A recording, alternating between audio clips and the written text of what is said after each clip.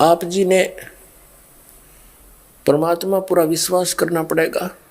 दास के एक एक वचन को ऐसा मान लियो जैसा कति एथेंटिक, बिल्कुल, जिसमें एक इतना भी जरा सा भी आप उसको झूठ ना समझना, क्योंकि झूठे तो हमने पहले में तेरे सुन रखे हैं। सारी सच्ची सच्ची कहूँगा, आधार होगा उसका एक वचन भी जो निकाला जाएगा। तो हमने इस परमात्मा के मार्ग को समझना पड़ेगा। जब हम इस पर दृढ़ हो सकते, पहले तो हमने भगवान पहचानना पड़ेगा। हु इज गॉड, वो परमात्मा है कौन, जो सुप्रीम पावर है, और कैसा है, कहाँ रहता है, उसका प्रमाण क्या है। अभी तक जितने भी संत पंथ या ऋषि महर्षि आचार्य शंकराचार्य और ये नकली कबीर पंथी गुरु या जैसे भी हैं, कि किसी ने भी कख नहीं बता दातम मार्ग का। सभी सतलोक में परमात्मा को निराकार बताते हैं कि परमात्मा निराकार है, वहाँ प्रकाश ही प्रकाश है, चेतन ही चेतन है, भगवान वहाँ है नहीं। फिर हम क्या करेंगे जब परमात्मा वहाँ निराकार है? कोई बात हुई, कोई इंटरेस्ट बनेगा?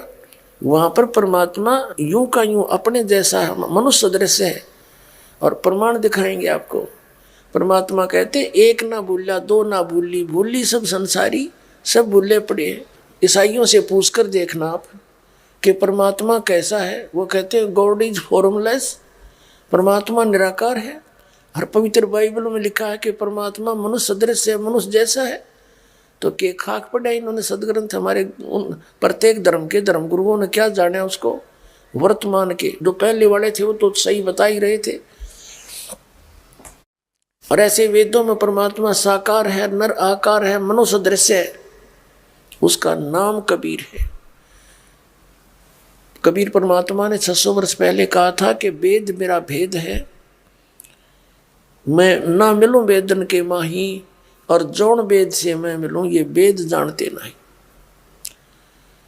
कबीर परमात्मा ने कहा था कि ये चारों वेद मेरा ही गुणगान करते हैं, लेकिन इन वेदों में, चारों वेदों में, ऋग्वेद, यजुर्वेद, सामवेद और अथर्ववेद में, इनमें मेरे पाने की विधि नहीं है। और उसमें ना सारा काम बिगड़ गया। अब ज्ञान हो जा, और ज्ञान हो गया भाई आपका रोग है, रोग की औषधि है, नहीं तो क्या यूज उस ज्ञान का। तो काल ने ऐसा कर दिया, ज्ञान तो मालिक का इसमें लिख दिया, लेकिन जैसे ब्रह्मा जी को वेद प्राप्त हुए शुरू में, ब्रह्मा जी की बुद्धि कंट्रोल में थी इस ज्योति निरंजन के। इसने ऊट पटांग ज्ञान सुनवा दिया अपने वंशजों को, ब्राह्मणों को। परमात्मा निराकार है, वो दर्शन नहीं देता, उसका कोई आकार नहीं है, वो गुप्त रहता है। और साधना करके थक लिए, किसी ने दर्शन हुए नहीं, क्योंकि इसने प्रतिज्ञा कर रखी है कि मैं किसी को भी न जप से, न तप से, न किसी क्रिया से किसी को दर्शन नहीं दूंगा। इसने प्रतिज्ञा कर रखी है।